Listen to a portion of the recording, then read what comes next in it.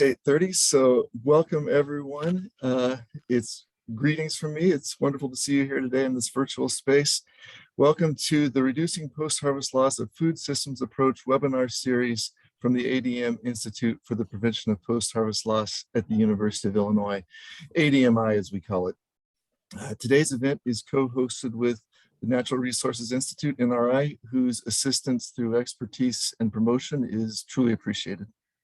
I'm Alex Winter-Nelson, Director of ADMI, and it's good to have you in this virtual space today. As I said, we organized this webinar series to commemorate the 10th anniversary of our program, which was established in 2011 through a generous gift from the Archer Daniels Midland Corporation. We were charged to promote research, outreach, education, and capacity building that would reduce post-harvest losses in grains and oilseeds in order to promote food security, poverty alleviation, and environmental sustainability. With that, it's my great pleasure and honor to turn the proceedings over to Dr. Robert Ziegler, Director General Emeritus of the International Rice Research Institute, who will be moderating and facilitating today's webinar. Bob, the mic's yours. All right.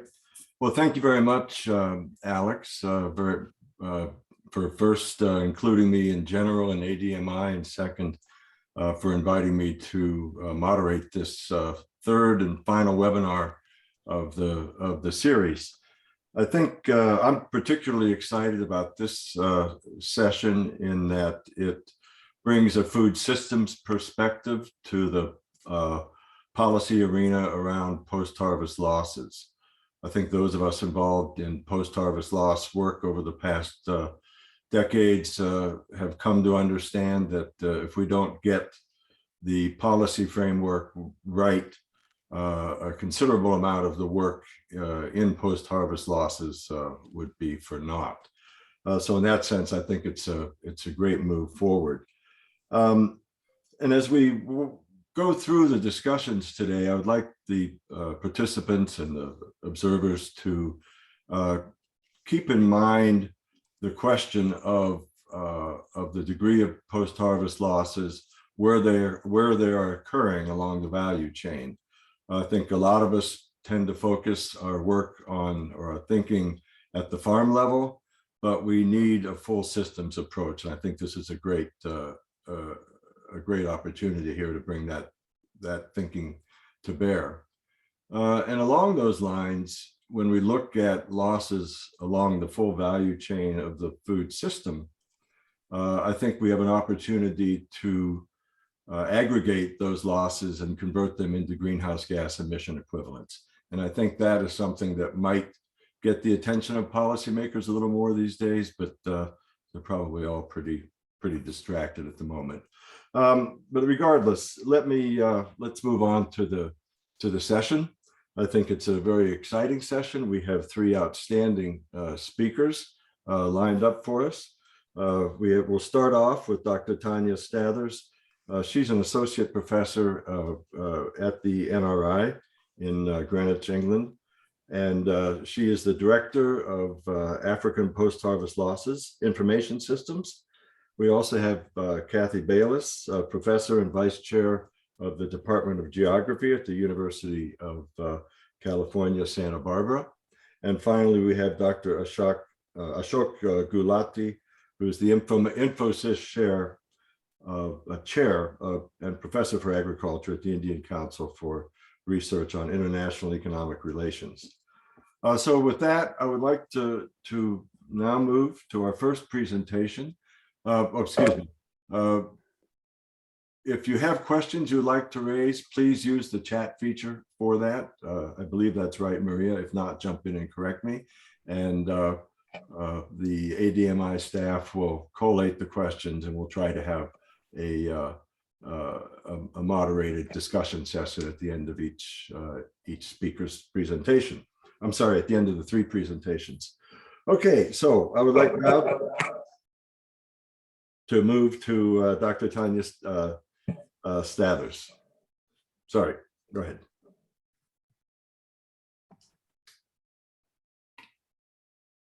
Okay, good morning, good afternoon. I'm Tanya from NRI, and thank you for joining. And I'd like to just take a bit of your time to explore the evidence base that's available for informing post-harvest loss reduction policy in sub-Saharan African food systems. So we all know, that these food systems are really complex. The whole post-harvest stages, they happen in a number of different locations, from the field to the homestead. They can last over many months. The storage might last up to 9 or 10 months in unimodal areas. And there's a whole load of different actors involved in these different systems. So getting a handle on what kind of losses are happening, where in the system, and at what scale is pretty complicated. So if we position this within the food system framework, which I hope you're all familiar with, we can see the food supply chains here in the center. And those are often broken down into the different stages: the production, the storage and trade, processing stages, the retail, marketing, and on to the consumer stages. Now, at each of these stages, we've got losses happening in the food system for a variety of different reasons. And when they happen at these early stages, we call it food loss. When it happens from retail, restaurants, or consumers, we're talking about food waste. And although there's some really interesting data on that coming out of sub-Saharan Africa currently, I'm not going to focus on that in this talk. I'm talking about food loss. So these have an impact on the outcomes of the food system. They impact, quantity losses, quality losses, impact on our nutrition and health. There's socioeconomic and the environmental impact of these food systems. And all the blue boxes here are the drivers. So, those all shape and change the food systems, but they're also shaping and changing the types of food loss that we have happening in our food systems, whether it's climate factors affecting it, pests and diseases, conflict, demographics, urbanization, markets, policies. All of these factors influence the food and loss that's happening, that then influences the outcomes of the systems. So it's really important how we think about this. And we know that, it's well recognized that there's a need to reduce these losses, and there's some major commitments out there, the SDG 12.3, and also in the African region, the Malabo Declaration 3.3, to halve current levels of post-harvest loss by the year 2025. And that's based on the 2015 baseline. And countries are reporting every 2 years about how they're doing in progressing towards all of the Malabo Declaration targets, including how they're doing on post-harvest loss reduction. And many of them are saying that's really quite tricky, because where is the data coming from for that? How do we know if there's not measurement going on? And a number of these countries have got, a handful of them have got post-harvest management strategies they've put together to help in actioning those loss reduction processes. So, we need to understand the losses, but we also need to understand what are effective loss reduction interventions that are happening. So, losses are happening at all these stages for all these reasons that you probably all know very well about: scattering, it might be livestock, it might be pests and diseases, it could be bad handling practices. But to understand what's being lost overall, we do need to understand what's being lost at each of these different stages in the post-harvest system. And then we can target our loss reduction actions to those different stages and the causes of loss that are occurring in them. So how do we do that? How do we know about loss and what level of loss is occurring? On the left here, you'll see that, we can ask people use questionnaires to ask, but, I'm asking all of you, what did you waste in your kitchen just yesterday? Think back for 3 months. Do you really think you've got an accurate understanding of that? Or we're asking farmers or traders to tell us what they lost over, say, the last 9 months, and not just at each stage. We're just asking often for cumulative post-harvest loss. That's a big ask, I think, and you can see the kind of range of responses you get when you ask that question. Are people actually understanding it or not? And the one study in Ghana that I think is really interesting looked at farmers' perceptions of loss versus objective measurement, and that found that farmers were regularly underestimating the level of loss that was actually occurring there. So we can measure losses as well, but that in itself, there's not a lot of data on that because it's really complicated. You've got to know like when the farmer's going to harvest, which is often kind of climate dependent. So they wake up and harvest. You've got to be there ready to measure what's being lost at harvest, what's happening at transport, at drying, and then all through the storage stages. So there is not a lot of well-measured data that has tracked this through the food system. So back in 2009, to try and get a more nuanced understanding of these losses in the food system, the development community asked to set up the African Post-Harvest Losses Information System, AFLIS, and the website's down there. So what does AFLIS do to try and get this more nuanced understanding? So it's been screening through all of the scientific data that's out there that has looked at losses, that has measured losses, and it extracts the high quality data And from that, it can begin to build up a profile of losses for the different crops, looking at loss at each of those different post-harvest activity stages we were talking about. But you've got to contextualize that because, storage durations differ in different places. There might be different pests that are present. The larger grain borer, for example, might be present. All of those impact on losses. And that contextualizing information was brought in by a network of experts from across the subcontinent there. That information is then fed through an algorithm, and using climate types and crop areas, you can then use that to extrapolate the data. And this is produced in the form of tables and maps within the Atlas system. You can have a look at that. And we can explore that, at the subnational level. It was developed at the province level where a lot of decision-making on policy is taking place, but it can be aggregated up to the national level. We obviously went in by the different value chain stages. So you can dig down and look at it by value chain stage. You can also look at it for percentage loss, or we've converted that. We've brought in subnational production data to convert that to tons that's being lost to get that quantity. And recently we brought in price data so we can look at the value of that loss and also the value of inaction of not reducing our losses, therefore. Sometimes that speaks louder to policymakers than just percentages. And a couple of years ago, I did a big piece of work looking at converting those into the nutrients. What amounts of nutrients are we losing, therefore? And one step further into what impact does that have nutritionally? So how many people's annual carbohydrate requirements might we have lost that year because of those post-harvest losses? And some of this can be very impactful ways of looking at loss through different lenses. These data is available by maps as well. And the system was set up just for cereals. So we've been expanding and improving the cereal database and also trying to add in other important food systems, food crops in the food system, like the legumes and some of the root and tuber crops. And I'm just sharing here a kind of overview. You can see all the attention has been on storage, a lot of it on cowpeas for the legumes. So, we've been then doing other studies to try and track and understand losses happening at those other stages and for a much wider range of crops there so that we can build that evidence base. So I talked about needing to understand the losses, but we also need to understand the interventions that can help reduce those losses. So I just want to bring to you another piece of work that I did with a different group of post-harvest experts in 2019. And this looked at what are the interventions to reduce the small-scale farmers and the value chains actors associated with them can use to reduce post-harvest losses. And we focused on sub-Saharan Africa, South Asia. We didn't just select a few crops. We wanted to look really at a more representative sample from the food system. So we went for these 22 majorly important food crops in the system. We went across 57 different countries, and we made sure that it was research that had been done on post-harvest loss reduction that was relevant to small-scale producers or their associated value chain actors. It had to include the original research, no reviews. We were looking at the effect of the intervention and whether it had been tested at a meaningful real-world scale. No jam jars, no 2 tomato studies. Yeah, this had to be something that you put your money down and invest in the results from, because this was done to inform SDG 2 investment decision-making. So what did we find? We ended up with 13,000 studies. We screened through those and came down to just 334 that met those inclusion criteria. And then we synthesized the evidence from those. And you can see a lot of that research had been done in India, but we've got these real pockets of activity in East, Southern, and West Africa, although the gray countries show you where we didn't find even one study that had been done that met our criteria.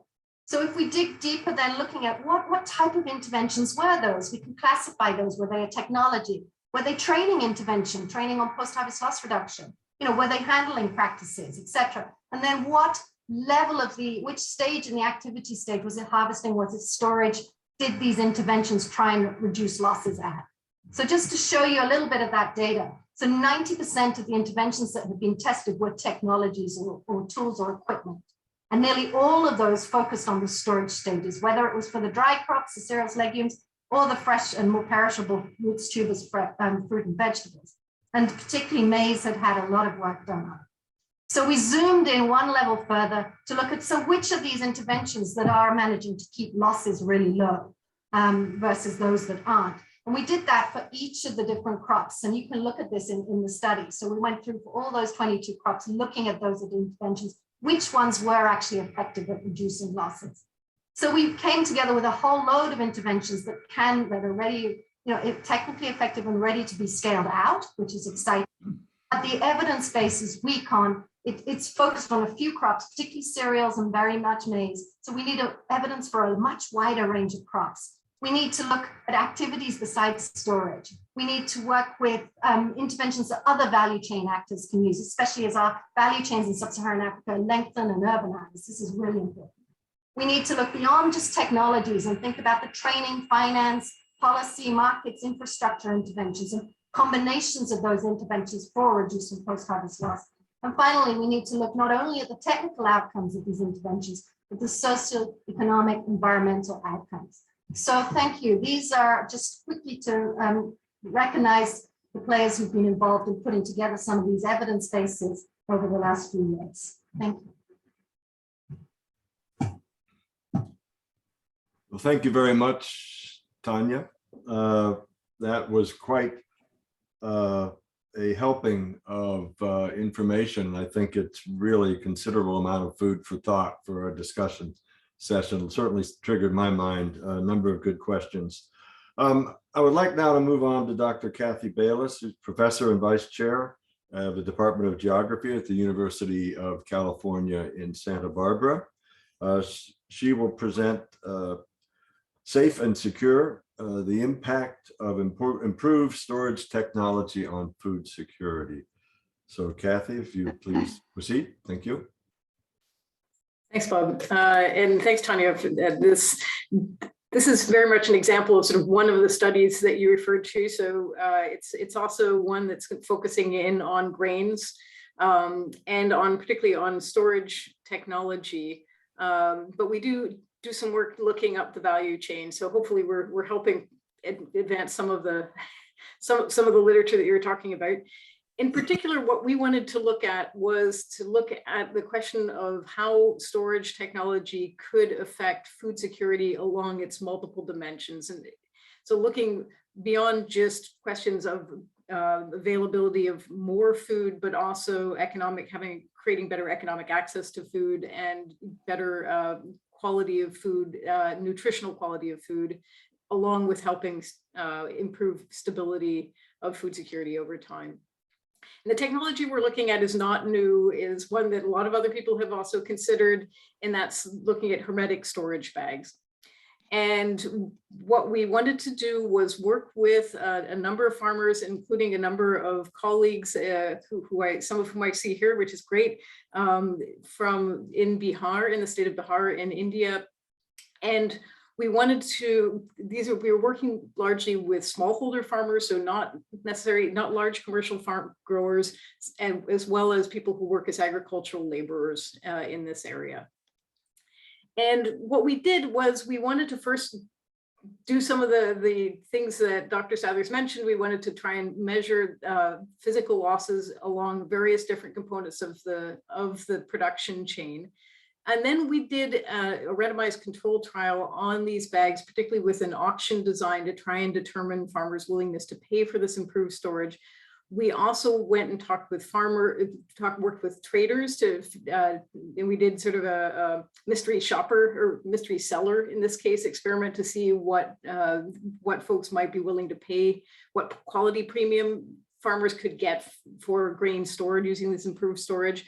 We also then went and did a choice experiment with end users to get their willingness to pay. So this is people at the retail stores, as well as people buying for, poultry production, et cetera, to get their sense of their willingness to pay for these higher quality grains or grains stored in these hermetically sealed storage bags.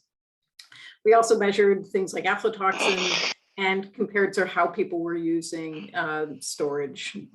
So in terms of physical losses, I just wanted to mention this quickly because Dr. Stathers sort of pointed out that it's just asking people how much they're losing at various stages of the production system, or even better, if you ask them how much are you losing in your entire production process, is going to be somewhat problematic. So when we just asked farmers about their self-reported losses from storage, we were getting measures around 2 to 3%. However, when we actually did the physical measures of losses during storage, they're more like 11% for these same farmers. And we probed this a little bit, and quite often what we were told was that this is, again, that's just the cost of doing business. Like, oh, I didn't really consider sort of that top layer of moldy grain that I scooped off as a loss, as a storage loss, right? So long story short, there is this issue about actually trying to get a baseline measure of actual losses, which can be tricky. When we look at the various different food security outcomes, I'm just going to go through this quickly. I mean, when farmers were given access to these storage bags, they improved the likelihood of stored grains, they improved the storage duration by over a month, and they increased the share of their output that was being stored, whether it was rice or wheat or maize. They also dramatically decreased the probability of seeing fungal or rodent damage. We saw big drop-offs in the amount of aflatoxin, both in terms of whether we saw any aflatoxin or the amount we saw when we saw it. We didn't see much change in terms of the amount of staple cereals people were consuming. However, people were consuming more staple cereals from their own stock. And at the same time, there also increased likelihood of selling grain in the market. And this is partially because they had more grain to sell because of the reduced storage losses. When we looked at the choice experiment with the end users, and I should note this is a choice experiment where the end users were actually buying grain from us, whether it was sort of depending on how it was stored. We saw sort of consumers had a willingness to pay for 18 to about 30% for grains that were stored in hermetically sealed bags. We did not, however, see any increase in willingness to pay for certified grains from traders. We did, however, when we did the mystery seller experiment with traders, see an increased premium just because of the increased quality of grain that they were getting. So the traders, it didn't matter to them in terms of certification, but sort of the quality attributes they're seeing in the grains did lead to a price premium.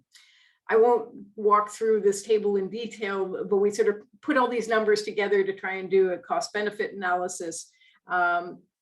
And even if we don't take into account the sort of a premium for aflatoxin control, we're seeing a relatively large net benefit by farmers in terms of adopting these hermetically sealed storage bags. And of course, that goes up even higher when we do take into account that we had folks, including particularly poultry processors, that were willing to pay more for aflatoxin-free grains. We saw lower numbers for rice, but still substantial net benefits. So long story short, we did see impacts of the storage technology sort of all for multiple different aspects of food security. We did see just what you might hope that you'd see. We saw the sort of improved availability of food because of reduced storage loss. We also, though, saw improved access for in that farmers were receiving about 10% higher prices for the grains that were stored using hermetically sealed storage bags. And that comes from a combination of both sort of improved quality, but also being able to hold off from selling into the market for an extra month or two. So when prices start to go back up, we saw improved utilization in terms of sort of better nutrition coming from these foods because lower levels of aflatoxin and pretty dramatically lower levels of aflatoxin, as well as just improved use of storage by farmers. Punchline is the bags were paying for themselves in about one season for maize and about 2 seasons for rice and wheat, which I thought was suggestive of there being real benefits to this, even just this one piece of trying to reduce post-harvest loss. Thanks, that's it for me.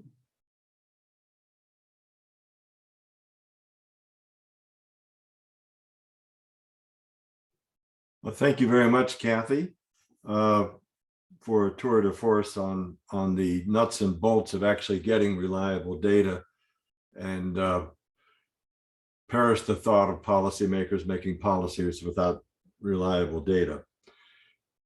With that, I think it's timely we move to Dr. Ashok Gulati, who has been very instrumental in the policy environment in India. And Dr. Gulati will talk to us today with his title. The title of his talk is Minimizing Post-Harvest Losses in India, a Policy Perspective. Dr. Gulati.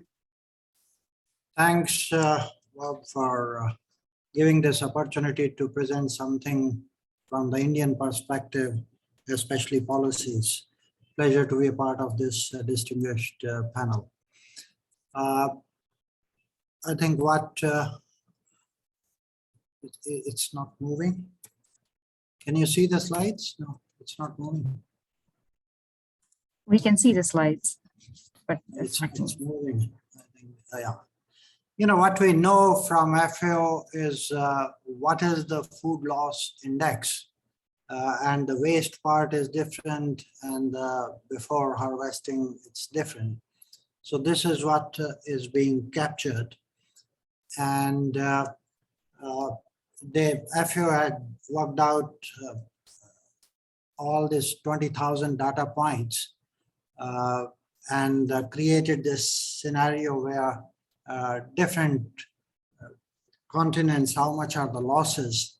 And I want to show first the macro picture at a global level, and then highlight where India really stands. If you look at the Central and Southern Asia, this is where the losses are the highest across different continents. And within this Central and Southern Asia, actually 85% of the observations come from India. So India impacts this entire global estimates, and how India is estimating and how India is trying to tackle its losses will come down to that. What we also know is as the country develops in terms of per capita GDP, the losses tend to actually decline, and at a very low levels of income, it's high, the losses. Now, food losses, if we look at commodity wise, cereals and pulses range between 5 to 10%. Fruits and vegetables go almost to 20%, even higher than that for certain commodities. Of course, meat and animal products 10 to 15%. In the Indian case, Tanya highlighted that they covered about 180 studies on India. There are a large number of studies at a micro level, even including Kathy's study on Bihar, where she estimates 11% losses in case of rice. But the biggest study that has been done in the country is by CIFET, that is Central Institute of Post-Harvest Engineering and Technology. It's an ICRIER institute which was created primarily to track and look at what can be done to minimize.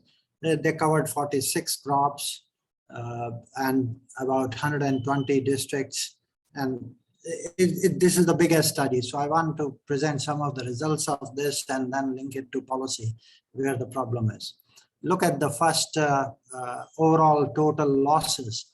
In case of paddy, it's 5.53%. Kathy was talking about Bihar, 11% losses. So there is a feeling that these have been somewhat underestimated. To understand it better, perhaps we have to go and look at different states. And if we take just the case of paddy, then what we have is from West Bengal, it's 7.26% loss compared to Punjab, which is 3.11% only. So you can see, and what is the difference that is between the two, and that's where our policy issues become relevant. Punjab has the largest holding size in India. Indian holding size for the audience today is roughly 0.9 hectare. 0.9 hectare is the average holding size in India today. Punjab has the highest, it's almost 3 hectares plus, whereas West Bengal is even lower than the average. So you have a very low holding size versus the largest holding size. The result of that is that Punjab is a highly mechanized state. If the highest level of mechanization you want to see in farming, it is in Punjab. Whereas where the holders are extremely small, it is largely manual, especially the harvesting, because much of the loss takes place at the time of harvesting. Now, what is the policy lesson here? If we want to reduce losses and we want to move from manual harvesting to more mechanized harvesting, I will come to storage later. The problem that comes is that the Punjab farmer can afford large machinery, even to buy, even if they are overcapitalizing the farms. But the small holders in West Bengal or Bihar, they just can't afford owning a machinery. And therefore, the big policy question that is being debated is, since machinery is not perfectly divisible, can we create an Uberization of the farm machinery? That is, the farmer on its demand can ask for harvesting services, and the harvester can come and harvest in half an hour his little plot and save on the losses at the harvest time. Because he cannot create and buy a high machinery, very costly machinery. Can we create these types of services which are perfectly divisible? The problem in policy is that government had been giving subsidies on fertilizers, which are perfectly divisible, but not that much on farm machinery. And how do you create a platform like Uberization of the farm machinery, as we have in the urban centers, Uber or Ola, at the click of a button we can demand those services, and the prices are ranging different seasons, different timings of the day, and so on and so forth. Now that is a huge challenge if we want to reduce the losses at the harvest level, and how to put that policy in place, and then maybe incentivize some of the investments in that. Some states have gone ahead with that. Rajasthan is one of them, where they are creating custom hiring centers with 30% support from the government, so this pan-India strategy, creating that would require enormous resources, because the private players on their own are not coming so much forward. So it has to be, in a way, a little bit subsidized by the government. And that process is in the making. It will take another 5 to 10 years, at least, if we have to get those policies in place and farm machinery. I can go commodity by commodity, but the basic point on policy is how do we create a viable situation. We have tried to estimate at 2021 price levels how much is the loss. The largest loss comes from grains and oilseeds. And if we count all those losses together, then as a value of agriculture, output total, overall, as per this study, comes to about 5 to 6%. That's roughly the range. Now, other thing that I want to talk about is that a smallholder economy, roughly 25 to 30% of their crop is kept for self-consumption. And they don't have very modern instruments for storage or scientific storage. And therefore, there is a damage in that process. And Kathy has talked about hermetic bags and other ways to, the problem that is coming again between the traditional system and the modern system of storage. There are policies, there are two policies that are hindering the propagation of a large-scale storage in India, which can be saving all these losses at the storage level. One policy is Essential Commodities Act. India is having something very deterrent policy on the private sector that they can't hold stocks beyond a limit, and that limit keeps changing depending upon if the prices start rising, then immediately the stocking limits are imposed that you can't have more than 40 quintals or 40 tons, and then everything has to be liquidated in the market within a week or 2 weeks. Otherwise, you can be put behind the prison. So this Essential Commodity Act does not encourage the private players to bring in modern technologies in storage. And the second is the Jute Packing Material Act. This is just to give a breathing space to the jute industry, which costs double the other bags. But because of employment in jute industry, that all the grain and oil seeds have to be compulsorily put in jute bags. Now, jute bags may not be best to protect you from the moisture content or other weevils and other things.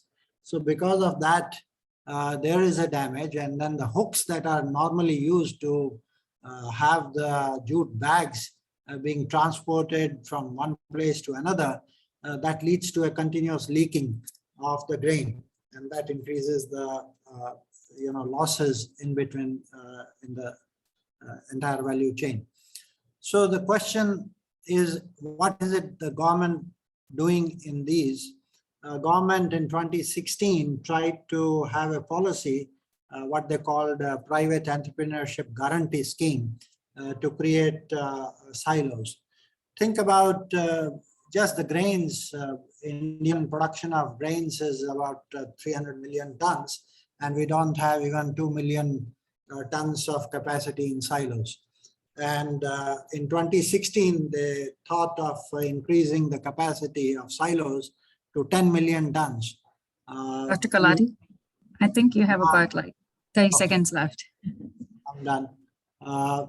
But there is hardly any progress. Less than 1 million ton was created.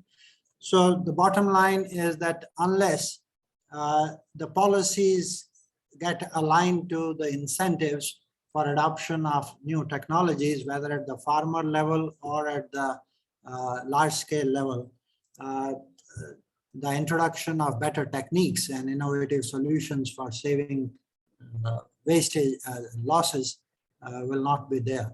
And these losses, at least 5%, but in some states, even up to 10% would be there. Thank you very much.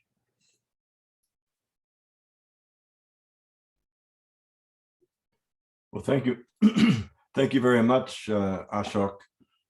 We have, I think, seen a fascinating set of presentations that took us really from the looking at the challenges facing the collection of adequate data to inform policymakers. And I think all three speakers were very clear that if we don't have decent data on post-harvest losses writ large across the entire food system, it's extremely difficult to develop decent policies.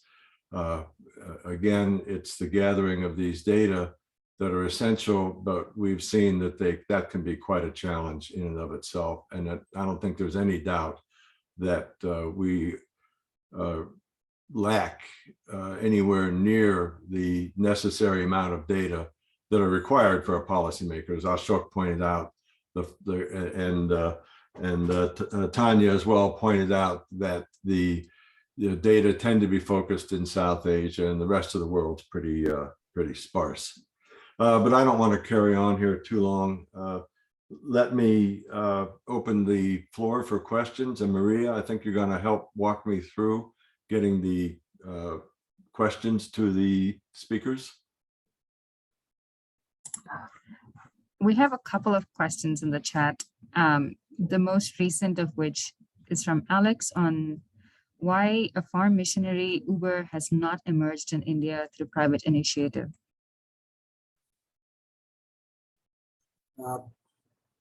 It's to me. Yes, sorry, Ashok, please. Yeah, it's basically the smallholder question. and they can't afford. And farm machinery is not divisible to the extent smallholders can afford it. And that's where you have to create farm services, farm machinery services. And that is a challenge. We have done wonders in the last 5-7 years in the Uberization of, cabs in the urban areas.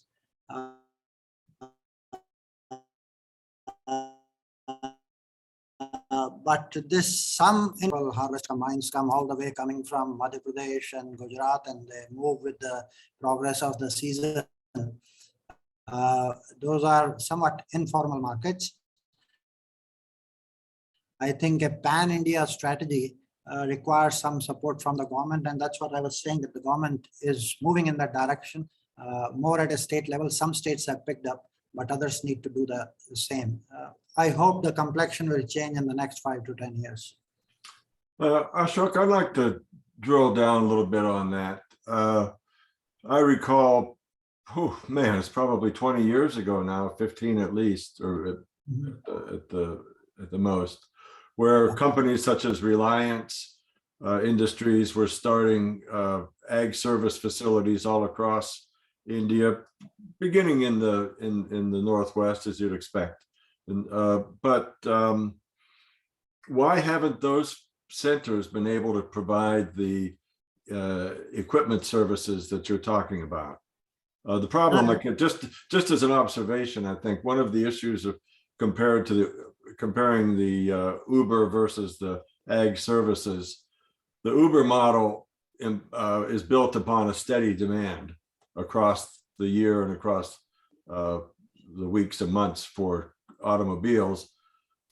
Agricultural equipment is notoriously seasonal, so there's a big difference there. So anyway, could you expound a little bit on why the centers? I can talk on two things, because when the liberalization started in India, there was hope that agriculture also will be liberalized, and therefore big investments will come in.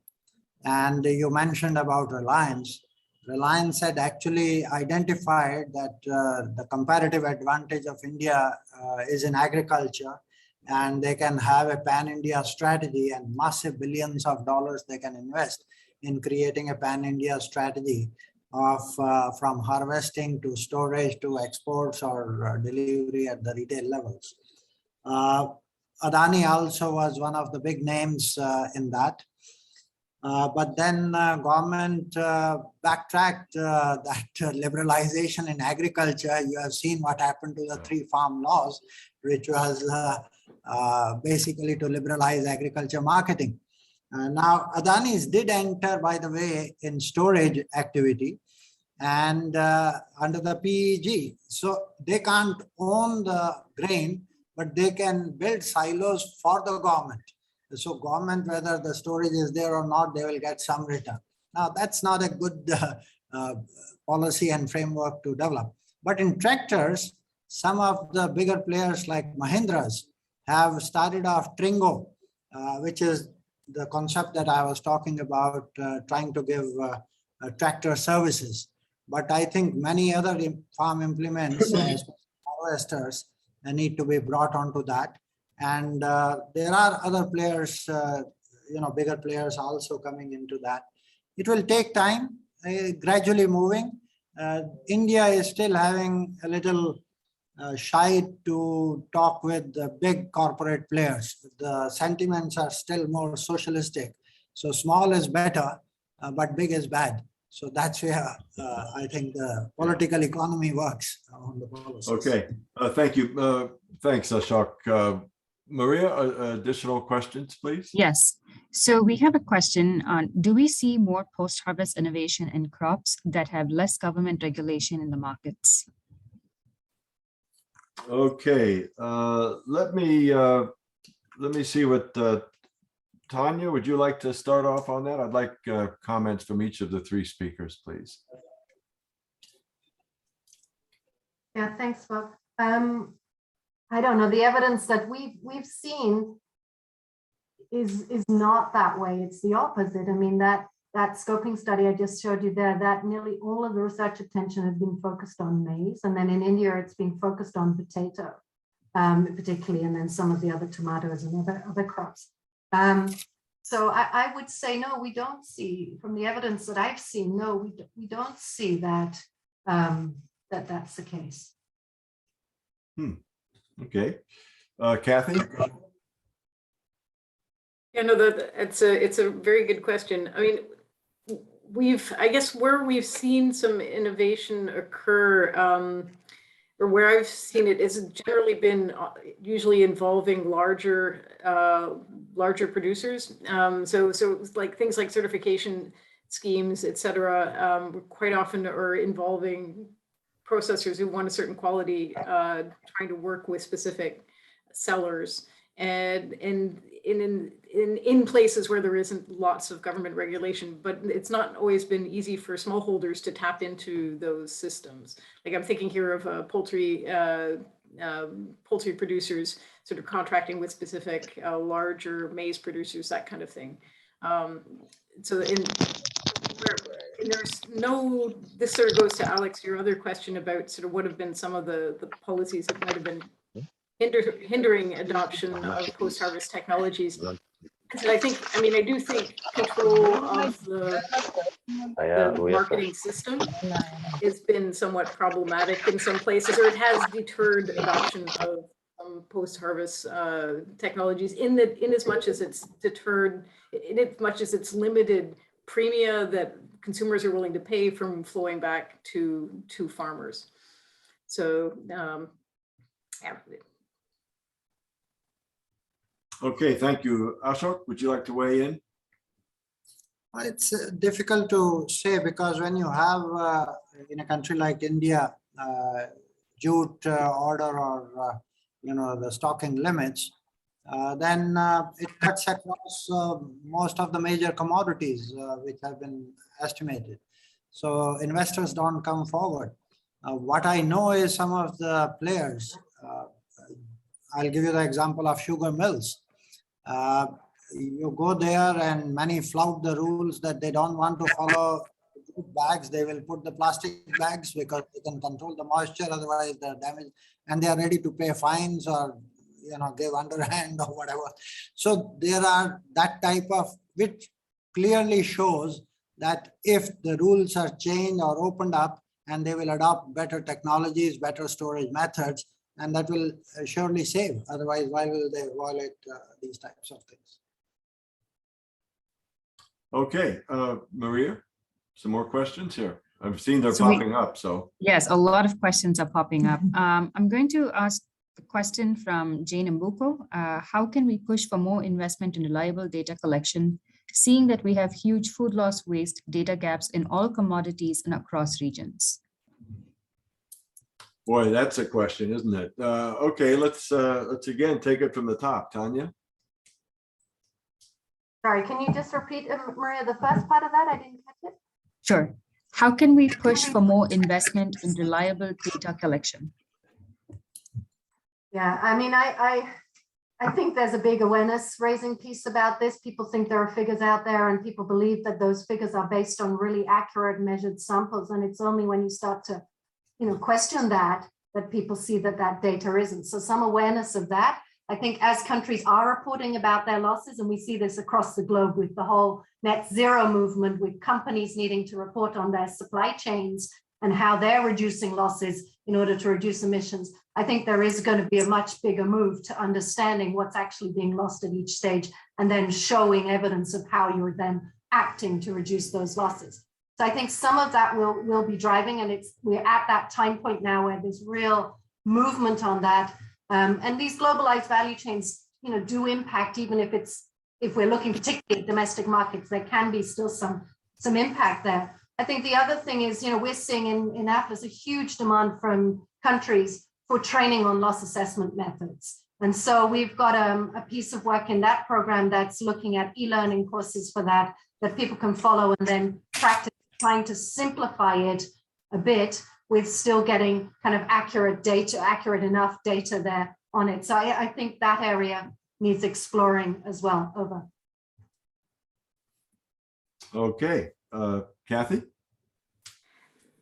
I just briefly, I mean, this is where obviously folks like Tanya's group, also, anything that can be done to kind of try to harmonize the way of collecting, the ways that we're collecting data would be helpful.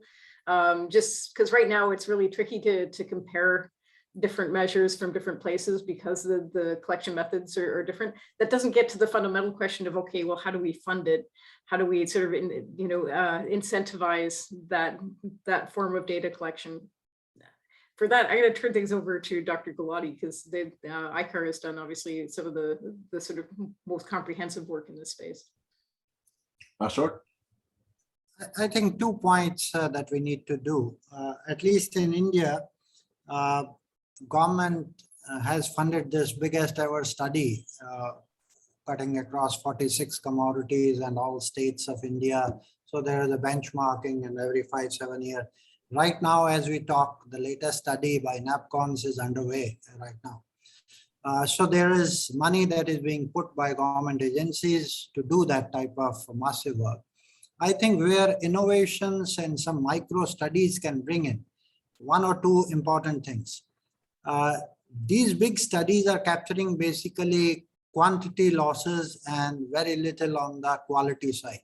So there is a bigger damage. Actually, my little observations in the field is if it rains and moisture content increases or color of the grain changes, they get to 25% lower price.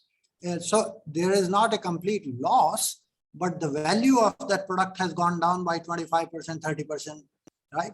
And that needs to be captured. That is number 1. Number 2, there is very little research.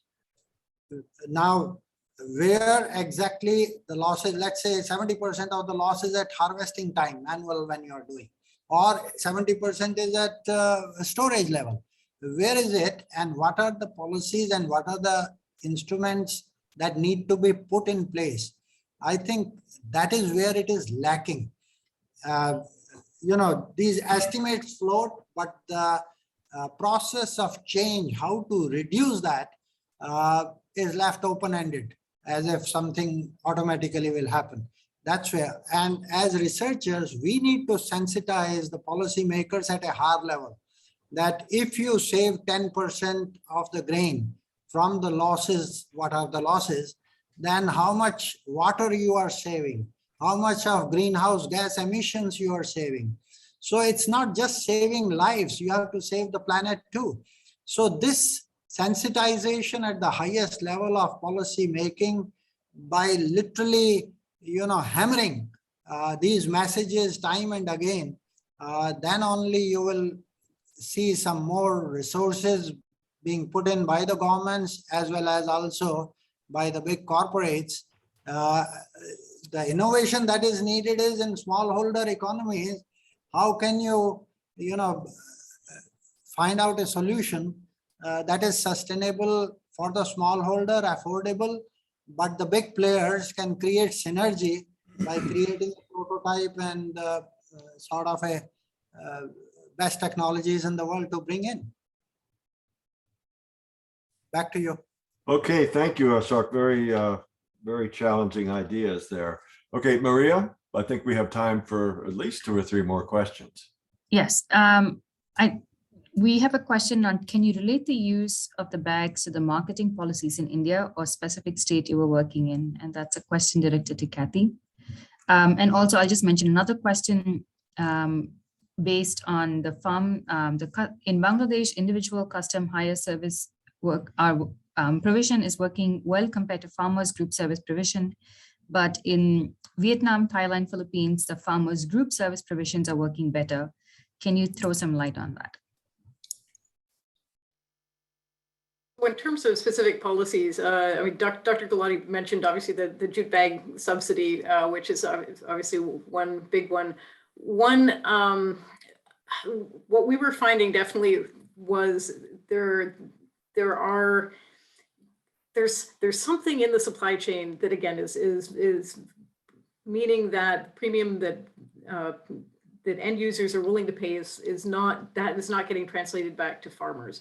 In some cases, that might be because of sort of the strong regulations over particularly grains like rice and wheat, including sort of a lot of government purchases, pooling of those grains, sort of that makes it a lot harder to set up a system where you'd want to keep either some form of certified grain separate throughout the supply chain. One would think that a place like maize, that would be more possible, right? Because that's there, you do have sales that don't go through sort of the government route, but go directly, particularly to either millers or poultry processors. And we're still not seeing it there. We're still not seeing sort of adoption of kind of hermetically sealed bags, et cetera, there particularly. Now, is that a question because of questions around availability of the bags? There's also, of course, questions around government certification of the bags and subsidies of the bags to compete with sort of other subsidized storage technologies.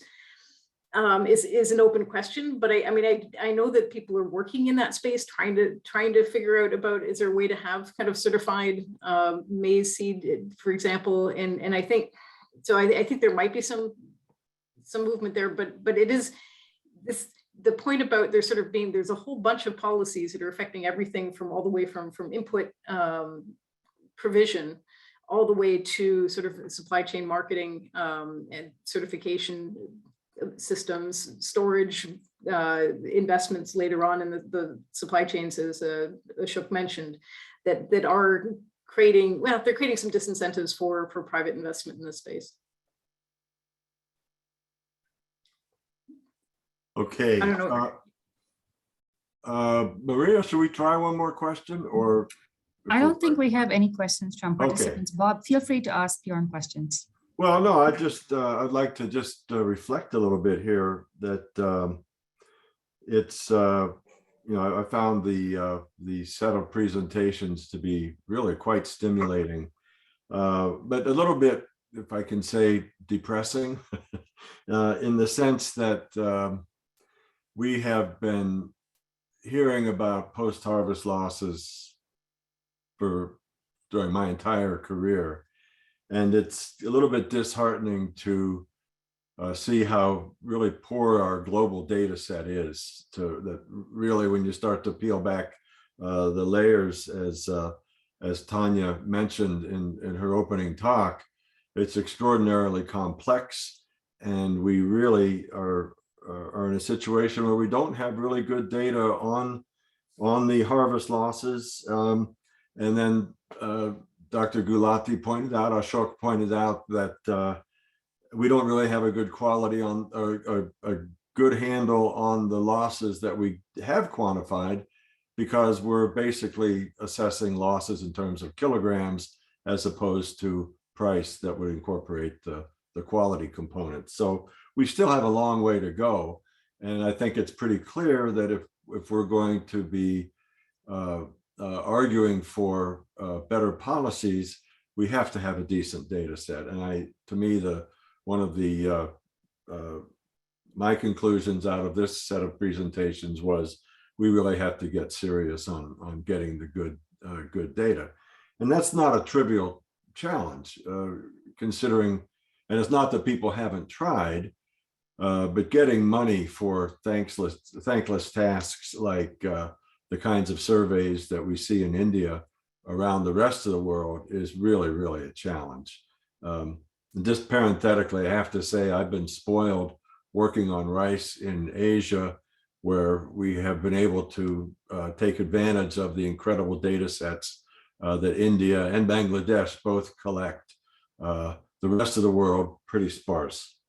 And I think one of the other messages that came through here is, and we're looking at policies, and that policies can get out of date. And that's one of the biggest challenges we have when we come forward with policy recommendations based on good, solid data, and excellent policies can be implemented. What we don't seem to have are means to retire policies. There's not a systematic way to determine that a policy that was effective and very, very appropriate in 1961 may not be as appropriate and effective in 2021. But that's a larger political question that will be addressed by others, I'm sure.